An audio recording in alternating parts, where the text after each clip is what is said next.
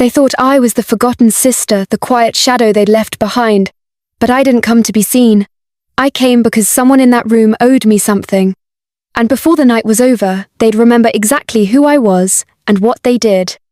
My name is Grace Harper. I arrived at my sister's wedding exactly 11 minutes before the ceremony was set to begin, early enough to be polite, late enough to limit exposure. I walked in alone. Quick pause. If you've been here before, don't forget to like and subscribe. It's easy and it helps more than you know. And if this is your first time, let's just say this one doesn't stay quiet for long. Thanks for being here. Now, let's begin. There was a pause in the laughter near the gift table when I opened the door. It was brief, half a second maybe, but I heard it. That inhale people take right before they pretend they weren't just talking about you. Then came the whisper. That must be the older sister. And the answering chuckle. Didn't she come alone? Their eyes didn't bother me.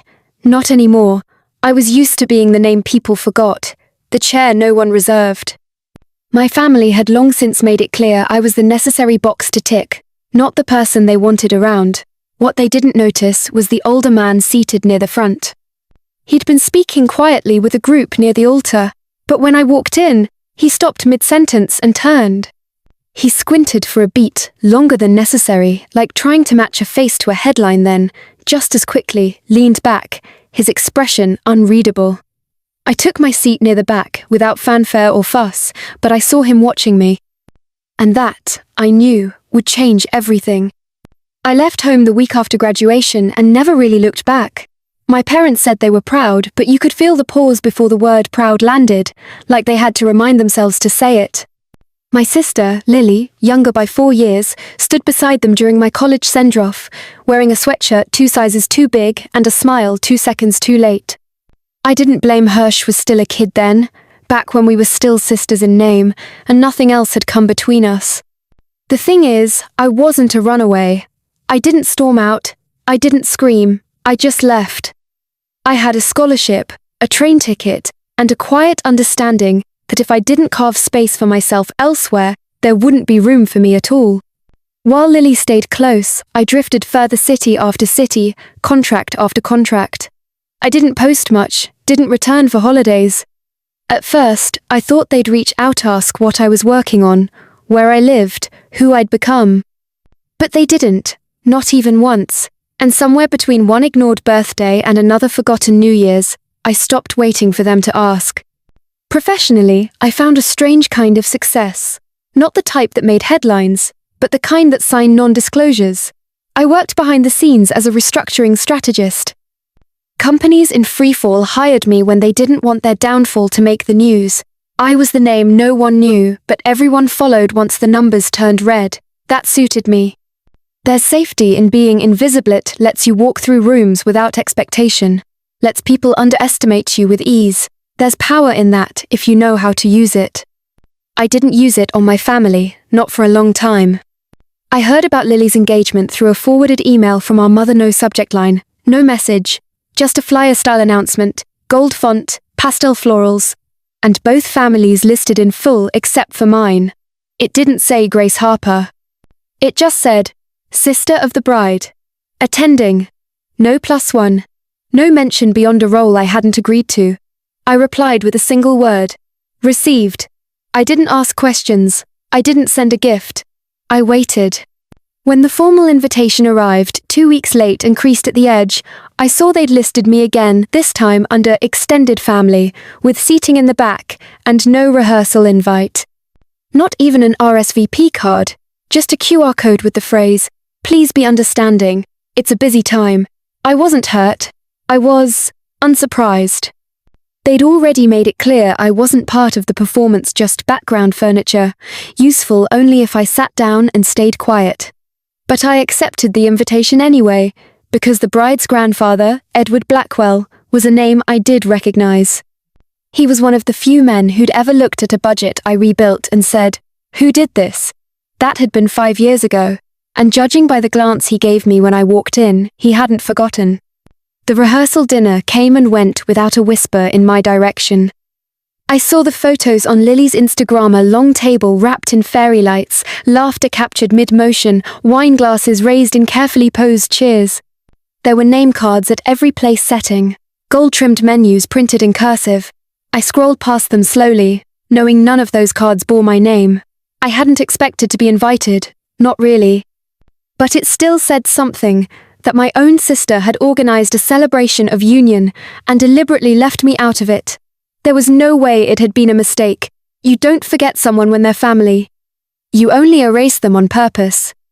The night before the wedding, I sat in a quiet hotel room, watching the rain tap against the windows. I could have left. I could have packed my overnight bag and driven the 3 hours back home. No one would have called to ask why I was gone. No one would have noticed at all. But I stayed not because I needed to be there, but because I wanted them to see that I didn't need to be seen. On the day of the wedding, I dressed in black power black, not morning black, a tailored dress with a low neckline, long sleeves to the wrist, heels that didn't apologize for echoing on polished marble. I wore my hair twisted into a low bun, clean and sharp. No jewelry, no embellishment, just presents.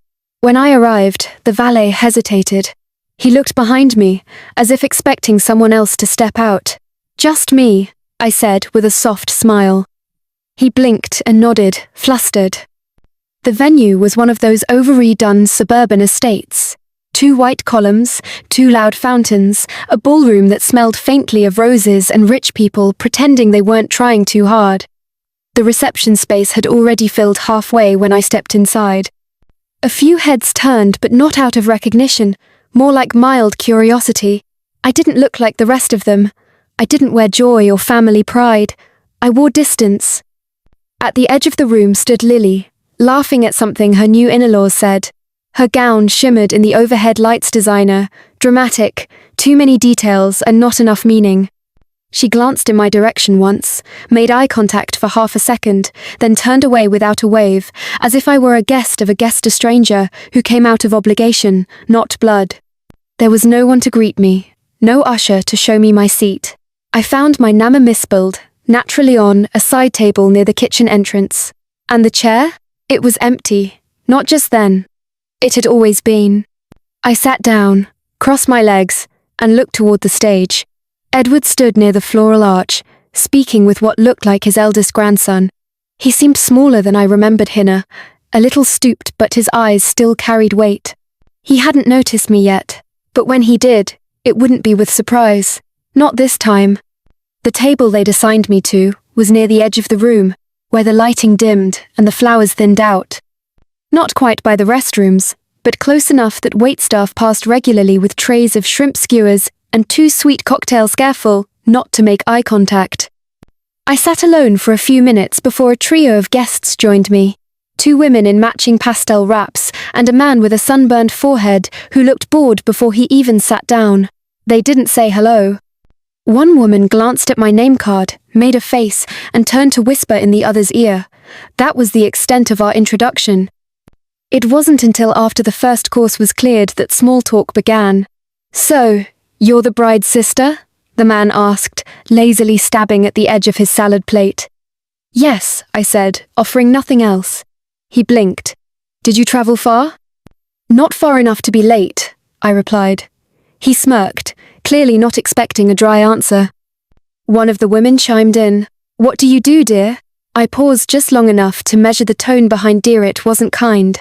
It was performative interest, social filler, a test. "I'm a financial recovery consultant," I said. "Mostly corporate work." Her brows lifted, unimpressed. "So, you do taxes?" The man snorted into his drink. "Sounds like one of those vague job titles people make up on LinkedIn." I didn't answer. Silence, used properly, is not surrender. It's strategy.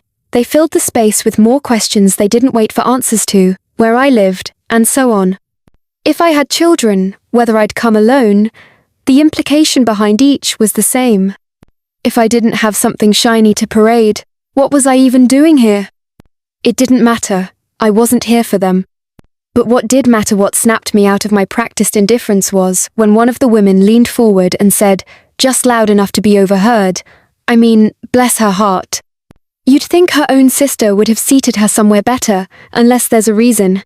There was a brief hush at the table, the kind that follows a joke too sharp. Then laughter, Soft, condescending, unmistakably cruel. I looked across the ballroom. Lily was glowing at the main table, surrounded by in-laws in suits and dresses that didn't wrinkle. She hadn't glanced back once, she wouldn't. But someone else had. From his seat near the front, Charles Whitmore was watching me again. His eyes weren't casual this time. He was studying my brows slightly furrowed, lips pressed into something unreadable. And then, quietly, he rose. No announcement. No clinking glass. Just a man in his 80s, standing slowly in the middle of a wedding banquet and walking, deliberately, toward the table no one cared about. Our table. My table. The others turned, confused. Conversations tapered off. And just before Charles reached me, the woman beside me whispered, "Wait. Is that?" I didn't answer. I didn't move. I simply watched as the room shifted under its own weight. He stopped just short of the table.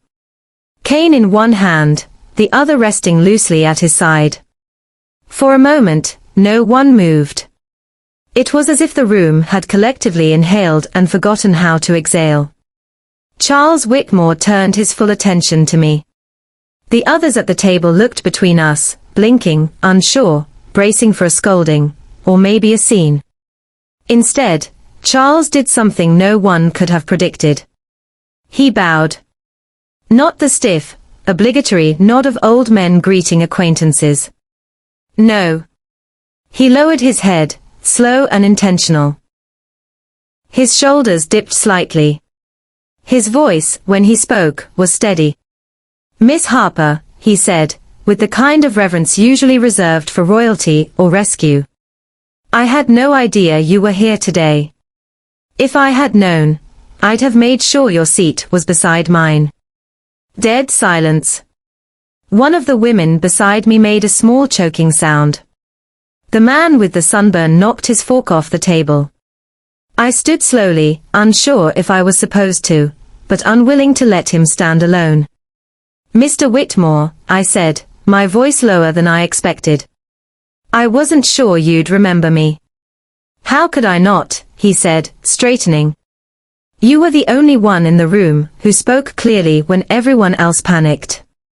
Murmurs rippled through the tables nearby. Charles gestured to the main stage. "You all know the quarterfall crisis 2 years ago," he said, not raising his voice, yet drawing every eye. "The one that nearly tore our family's business apart. The one none of us could stop." He looked at me again. She did. I could feel every eye in the room turn like a tide. They weren't looking at my dress anymore. They weren't noticing whether I had a +1. They were staring at a woman they hadn't invited to the rehearsal, hadn't acknowledged in the program, hadn't even bothered to seat properly. And realizing, all at once, that they'd misjudged everything. Lily stood halfway up from the head table, mouth parted in confusion. Her new husband whispered something, but she didn't react. Her gaze was locked on Charles. On me. Charles stepped closer. "Forgive the oversight," he said. "We owe you more than a chair in the shadows." He extended his arm. And just like that, I walked with him. Past the silent tables. Past my sister's frozen expression. Past every whisper and stare. He led me to the front of the room and seated me beside him, the seat reserved for legacy. As I sat, I caught the eye of the woman from before, the one who'd said bless her heart with a smile meant to wound. Her smile was gone. Mine wasn't. I didn't gloat. I didn't need to. The truth had spoken louder than I ever could. And in that ballroom of white roses and crystal chandeliers, nothing was more deafening than a bow. The applause had been polite. Uncertain. It died quickly, the way applause does when no one's quite sure what they're clapping for, or if they should be clapping at all. But I didn't need their noise. I sat beside Charles for the next half hour, exchanging soft comments about industry trends, market timing, and how his grandson had ignored 3 of my key recommendations in the last fiscal quarter. He chuckled at that. Said it ran in the blood. His wife, long gone, had once said the same about him. Lily didn't approach. Not during the meal. Not even when we locked eyes across the room. She wore the same tight-lipped smile she'd worn in family photos for years, just wide enough to hide the resentment underneath. But I knew she'd come. It happened during the dessert course. I'd just turned down a 3rd coffee refill when I felt a tap on my shoulder. I turned. "Can we talk?" she asked, barely above a whisper. I followed her out to the side garden, where the string lights ended and the hedges gave us some form of privacy. Her train caught on the gravel as she turned to face me. "You're working with his company?" she demanded.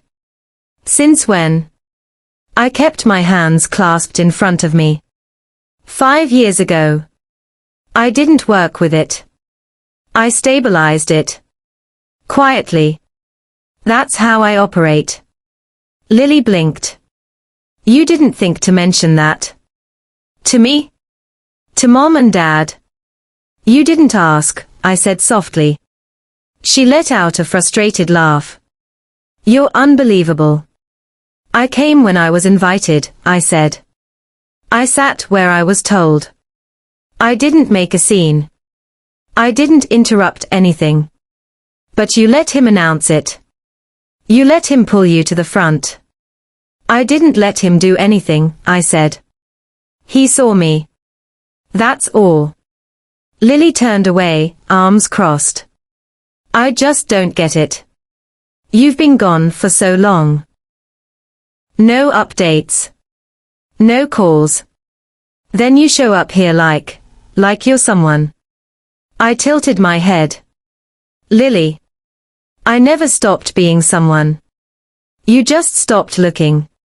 That stung. I saw it in the way her mouth opened and closed. Like she was trying to find a softer reply, and couldn't.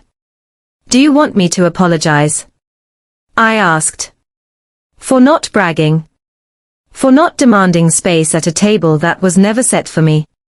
She didn't answer. I didn't come to ruin your day, I added. I came because you're my sister. Even if you didn't want me here. That's not fair, she said sharply. No. But it's true. We stood in silence. The wind shifted the edges of her veil. In the distance, someone gave a toast. Faint laughter. Clinking glass. The wedding was moving on without us. You really think I didn't care, she finally said. That I just erased you. You erased the version of me that didn't fit the narrative, I replied. The quiet one. The plain one. The one who didn't chase attention. It was easier to box me up and label me forgettable than to admit you didn't know who I'd become. Lily's eyes shimmered. Not quite tears. Not quite shame. Something in between. I wasn't trying to outshine you, I said, softer now. I never needed to. She looked away. You still did. I nodded once. Maybe next time, seat your sister like you know what she's capable of. And with that, I turned and walked back inside. No flourish. No revenge speech. No cinematic exit. Just steps taken in heels that didn't wobble, in silence that no longer felt heavy. Because I knew who I was now. And this time, so did they. I didn't linger. The reception carried on without me. Louder, brighter, more chaotic than before. Toast turned into dancing. Dancing into small talk. And I slipped out while no one was looking. Not even Lily. But I didn't leave unnoticed. Charles found me near the front doors, one hand on the marble pillar to steady himself. You remind me of my wife, he said quietly. She never raised her voice. But when she did, the whole room changed. I nodded. That's not such a bad legacy to leave behind. He smiled. You're still writing yours. Outside, the night was cooler than expected. A valet jogged off with my ticket while I stood near the curb, exhaling slowly. For the first time that day, I felt the weight leave my shoulders. Then a voice behind me. Miss Harper. I turned.